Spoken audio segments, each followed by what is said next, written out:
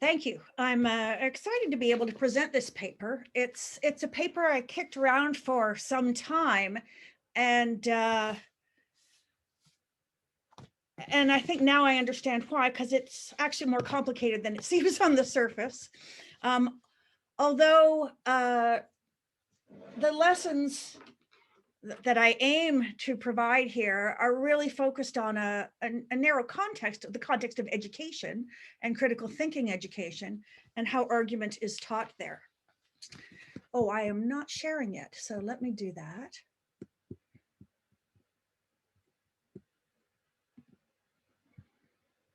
Oh, it says host disabled participant screen sharing. Do you want to make me a co-host so I can share my screen? You should be now. Okay, yeah.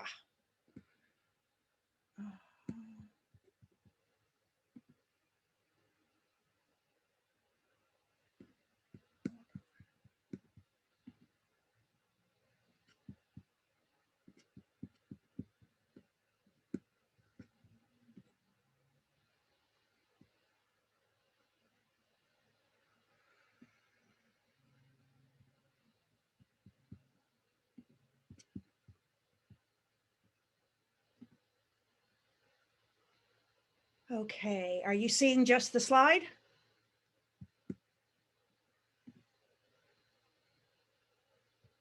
Oh, I've got the little. No, we see your view. Right. Kate, We have your see all view. the slides, Kate. Oh, you see all the slides. Okay. Yeah. Well, and for the other one then.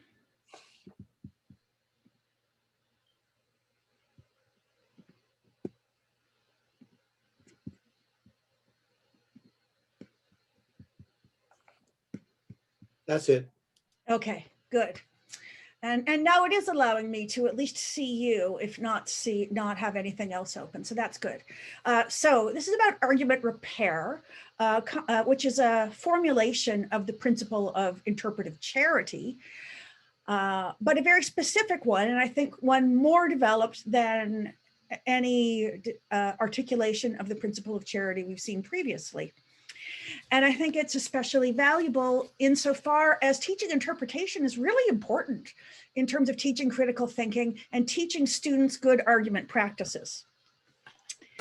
Now, I come to this motivated by feminist and other liberatory concerns, and noting that how many feminist scholars have criticized the practices, the reasoning practices in the discipline of philosophy, the norms and ideals, identifying them with particular forms of aggression associated with certain norms of white, cisgender, heterosexual masculinity.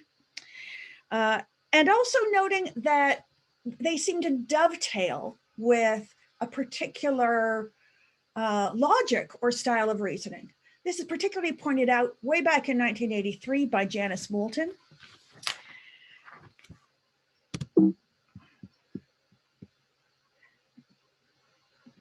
And I will start off the paper by reviewing her work and some of my analysis of it, and how I have in the past have previously aimed to provide evidence that the problems that Moulton claims exist in the discipline of philosophy are exhibited in critical thinking textbooks by the way that fallacies are presented to students and the way students are taught to hunt for and account for the presence of fallacies. From there, I will enter into new material about the principle of charity and argument repair. The notion of argument repair is one I borrow from Richard Epstein in his textbooks and in his small essay collections. One of the noteworthy things, especially for this group, is that Epstein's notion of argument repair, his formulation of the principle of charity, has a basis in the way that we regard the arguer. The way that we regard the arguer is articulated in a set of principles he calls the principle of rational, well, they're sort of plural principles, but he calls them the principle of rational discussion. So I will look at that and how that provides us with a rich normative basis for argument repair or the principle of charity. While certain things are clarified by Epstein's interpretation, also by the fact that it is articulated in as a set of rules, nonetheless, certain aspects of it remain fairly open-ended, and I suggest that that provides a virtuous ambiguity. In fact, that ambiguity, that the openness of argument repair as a way of bringing into our interpretation various sorts of norms of reasoning is apparent in the fact that it also includes the modus tollens reasoning that characterizes the adversary method that concerns Moulton and other feminist philosophers. So I conclude that if we take seriously the teaching of interpretation, and we should for ethical and political reasons, then we ought to be teaching something akin to argument repair with a foundation, something like Epstein's principle of rational discussion.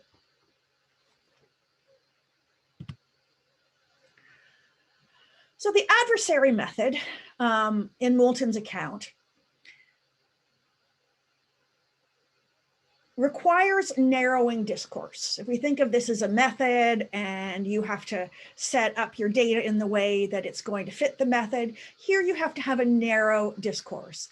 This gives criticism the most impact. In particular, if you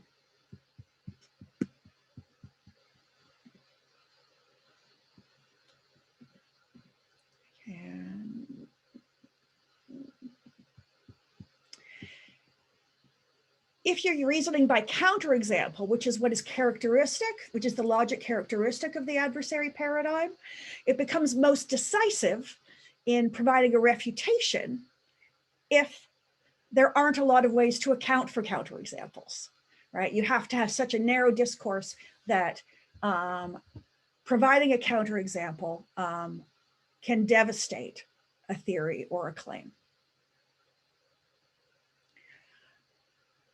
The difficulty here is that this sort of reasoning extracts the claims that are being made and real arguments that people make from the context of the real problems that give rise to them. And it makes it hard to ask questions about forms of social exclusion, particularly. Right? So there's one problem that it simply extracts, and another is that it makes it hard to ask questions about forms of exclusion.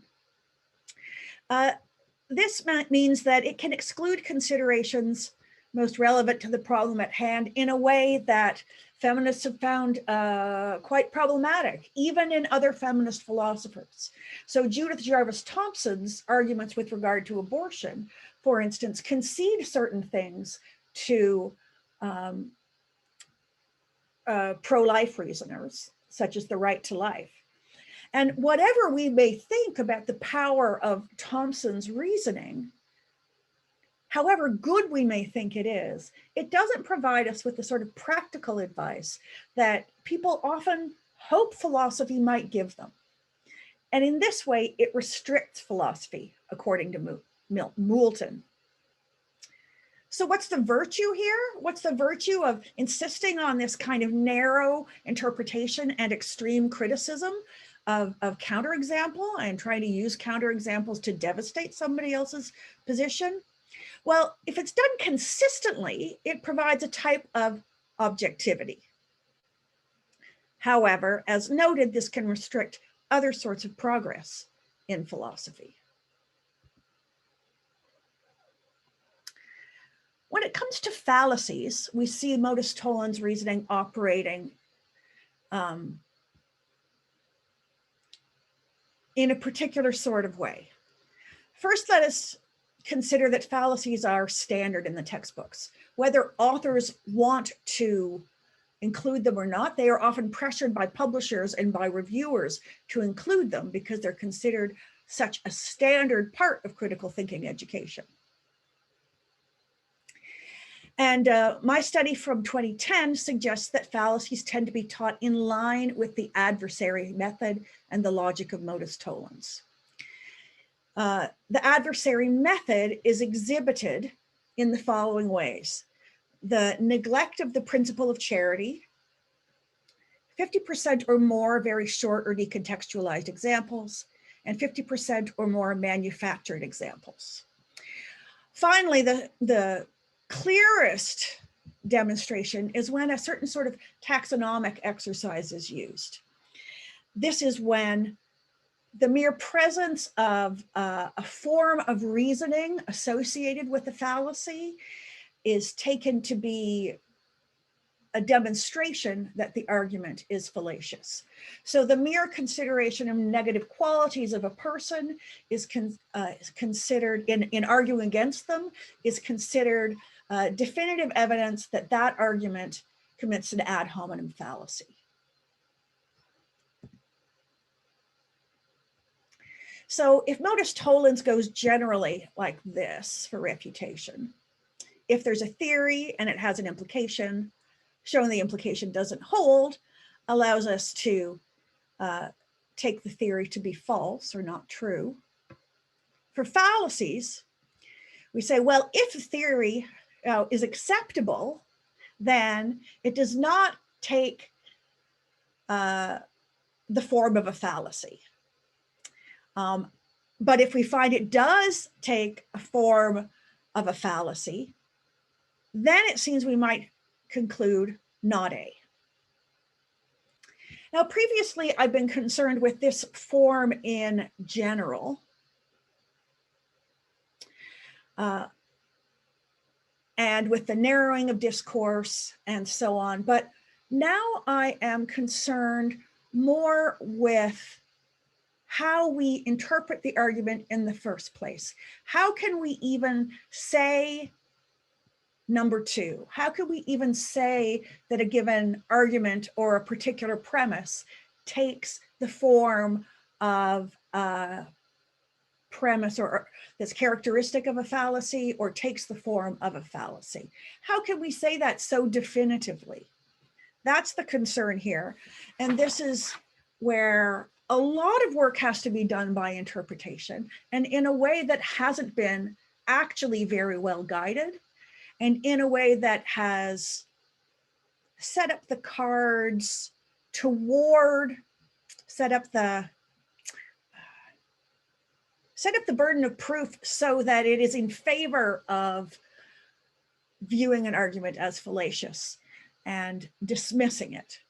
This provides a sort of aggressive style of reasoning, which may be unfair to the arguer and may ultimately, I would say, be unreasonable, in fact.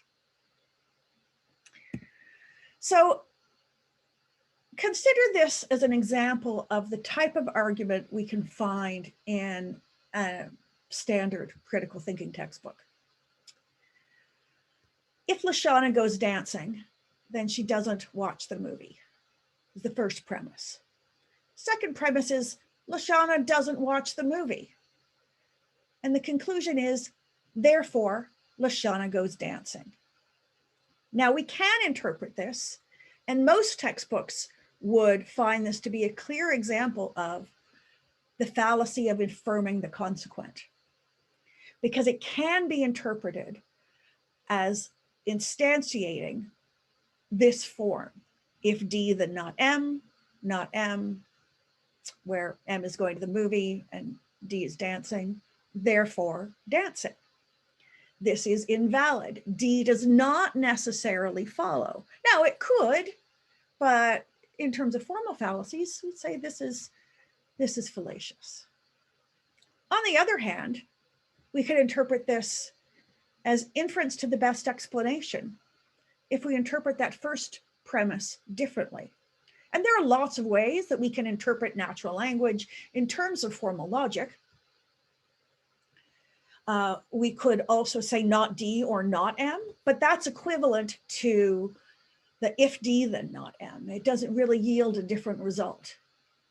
The interesting thing about interpreting this as a simple disjunction, either Lashana goes dancing or she goes to the movie means that if we find she doesn't go to the movie, then we can reasonably and indeed validly infer that she goes dancing.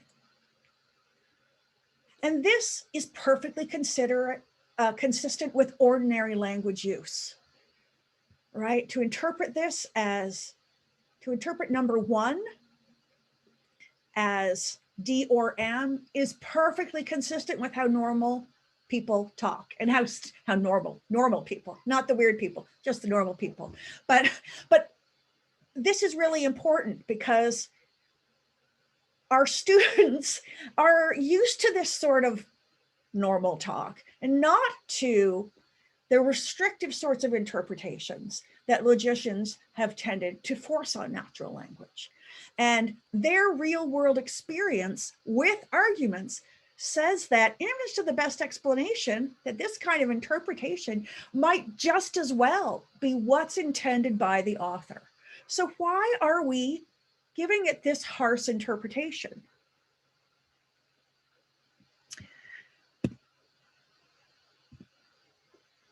The principle of charity is frequently named by textbook authors, often mentioned in just a sentence or two.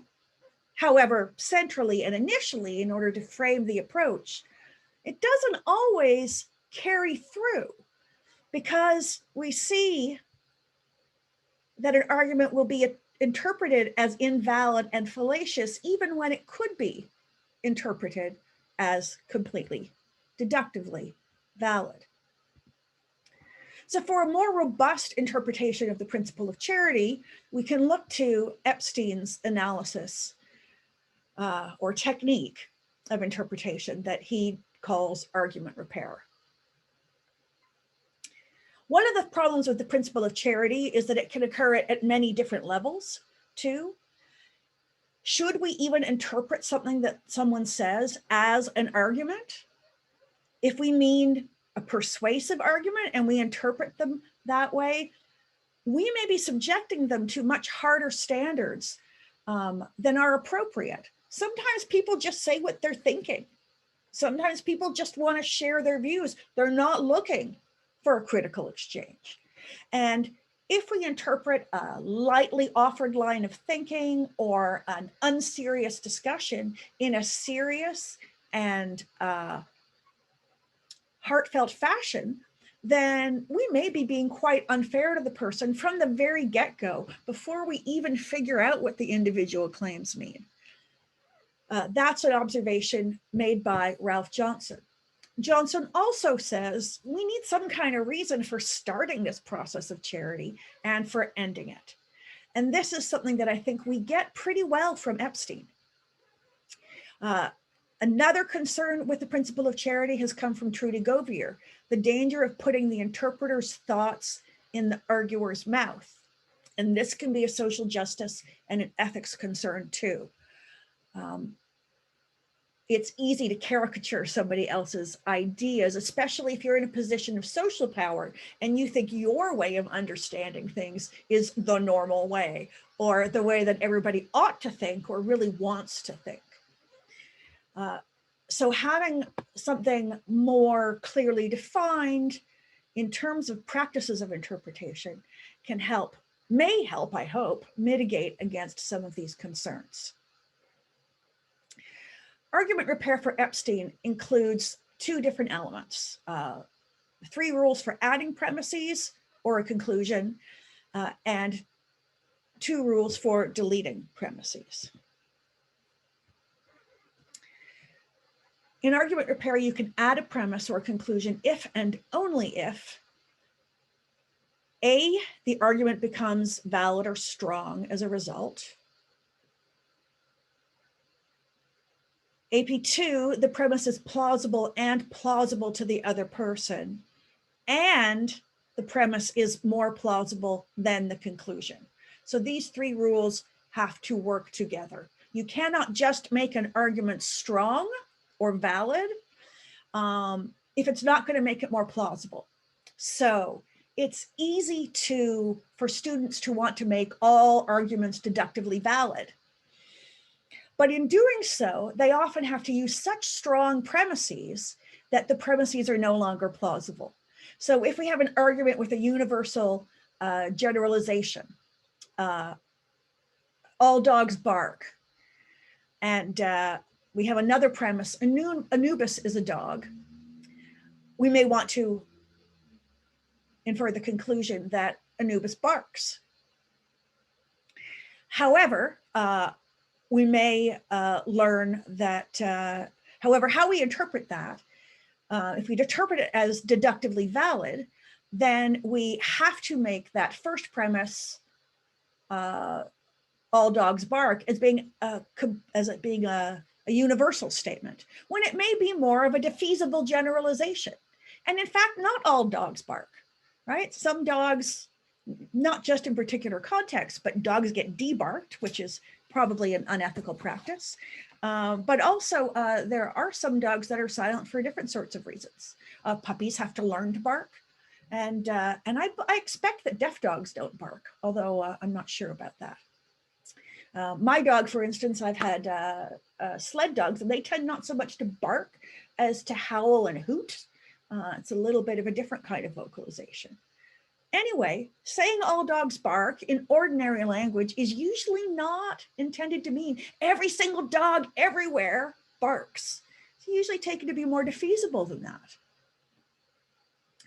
And here we can accommodate that.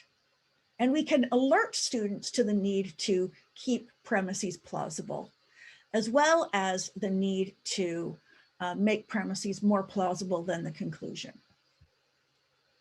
For deleting premises, first of all, the premise must cause problems. And secondly, the premise must not be needed to support the conclusion.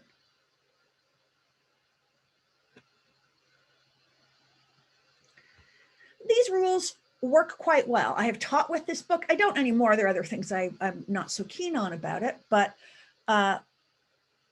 works quite well in the classroom. It's the best in all the textbooks that I've looked at, and I have looked at dozens upon dozens of textbooks. I have not found any articulation of the principle of charity that comes even anything close to this. Furthermore, this isn't plucked out of the air or merely distilled from common practice. It has a basis in ethics. Because the principle of rational discussion, yeah, a weird choice of language here, I think, but because the principle of rational discussion is really a principle of regard for other discussants as rational and reasonable. And because these rules all are about the arguer.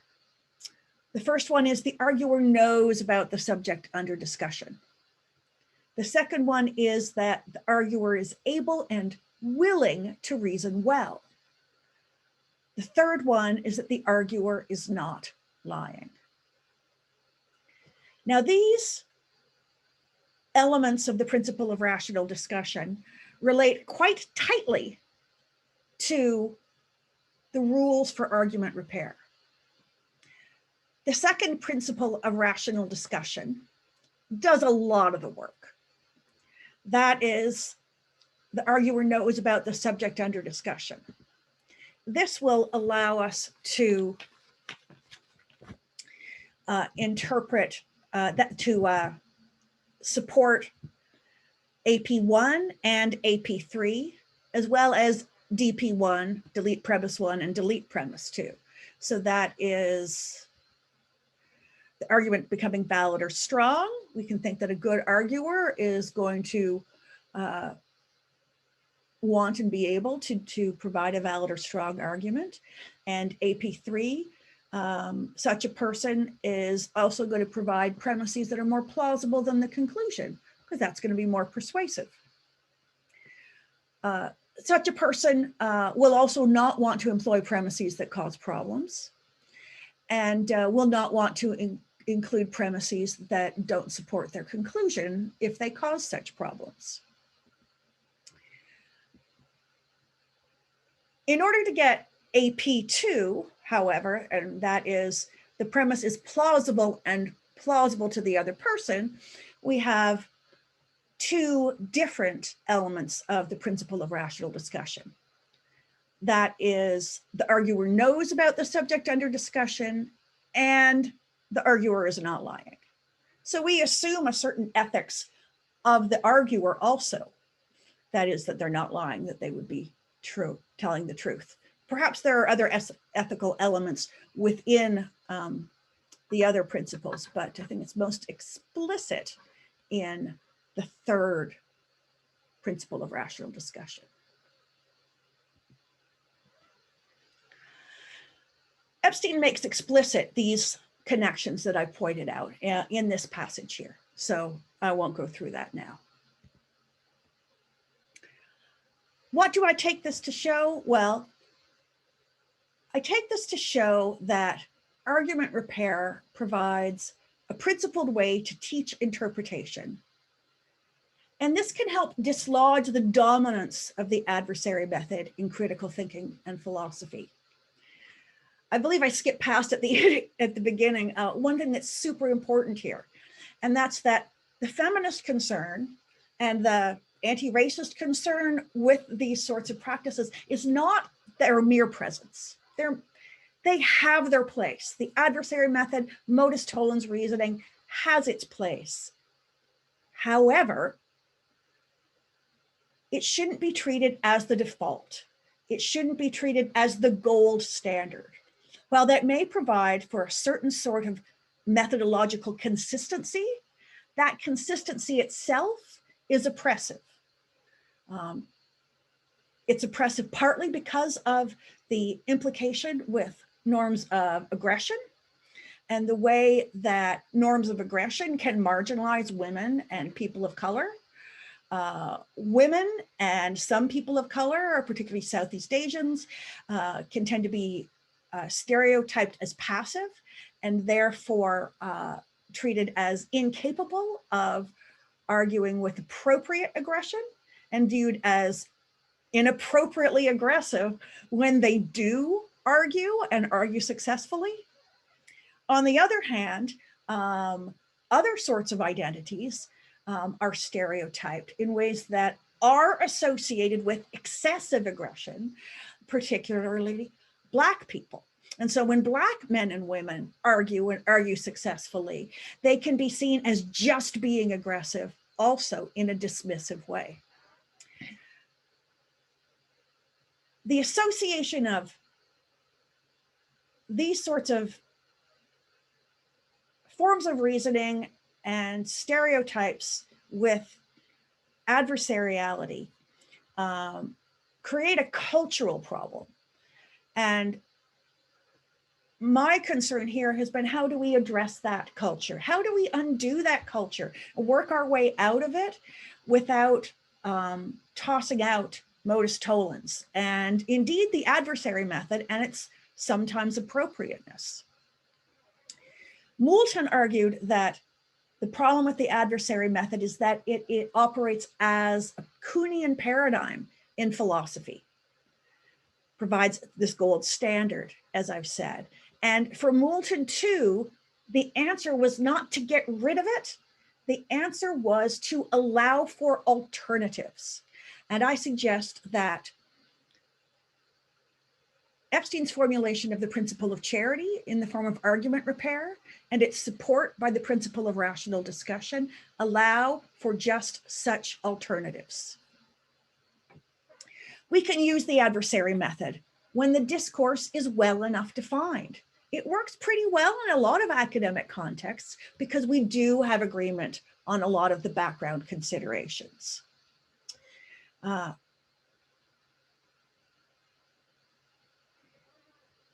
But there are certain terms that are used in argument repair that are not defined by Epstein. And I'd like to point out some of those to you. The normative terms. Valid or strong. Plausible. support. These sorts of normative, logical, and epistemological terms are assumed by Epstein. It means when you give argument repair as the guideline for applying the principle of charity to arguments for students in a critical thinking classroom, they have to work with their intuitions of what's valid or strong and what's plausible. They have to work with their intuitions of what counts as support that one claim provides for another. And on the surface, this is a problem, right? Because students often don't, especially first-year students, first and second-year students of the sort that take critical thinking classes, they want things really cut and dried. However, this works all right nonetheless. Students have enough intuitions and they actually have enough patience. As a course proceeds, they then learn more about validity and strength, and they are better able to apply argument repair. And so it's really not a problem. And in fact, it can fit beautifully depending on what standards of logical reasoning and plausibility an individual teacher teaches. We can leave vague what hasn't been covered in class and remain clear and focused about the things that have been covered. This does formalize and provide a sort of artificial sense of rules for processes of interpretation that normally can be sorted out between arguers by asking questions, right? If I'm not sure what you mean when you say something, I can ask you. If I'm not sure what sort of inferential strength you mean, I can say, do you mean that really has to be the case as a result of those other things you said? But in a classroom context, there's no opportunity for that. And so we need something like the principle of charity. But we also need to guide students better in how to apply it. Doing so allows the classroom to accurately echo the open-ended nature of argument interpretation. Different students will have different answers that will be equally correct, depending on how well they justify their interpretation, what they take to be plausible, what they take to be valid or strong, what they say counts as support. Again, this standards become increased as the course goes on, depending on what the student learns. But this is particularly pedagogically valuable because it starts with students' own intuitions. It allows them to start with their own understanding of natural language and refine it. It guides students in justifying their own interpretations of things and in finding out when that fails and when they have to try again. In this way, argument repair, as a formulation of the principle of charity, empowers students to navigate the environments that they're used to navigating and that they will have to return to outside of the classroom. It contrasts with the way textbooks usually teach interpretation, which is top-down. If you have an if-then natural language statement, it must be interpreted as a material conditional. This is how many textbooks go. But that doesn't teach our students anything that's going to be very useful to them in much of their outside lives. Certainly, if they go on to do some computer science or some more formal logic, that's going to be helpful to have learned about material conditionals. But to view that as the way to properly interpret an if-then statement in natural language serves them very poorly. And that is simply one example of how it is that teaching students argument repair as in the context of critical thinking, education, and teaching argument in particular, because the principle of charity can apply to interpretation outside of argument.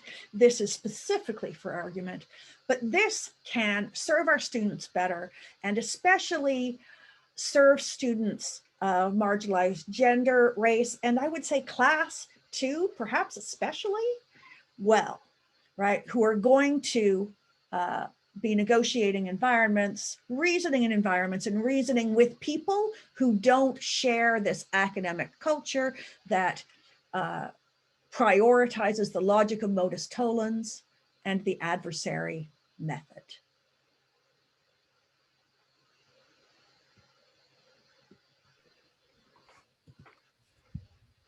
Thanks. Thank you very much, Kate. We will stop recording.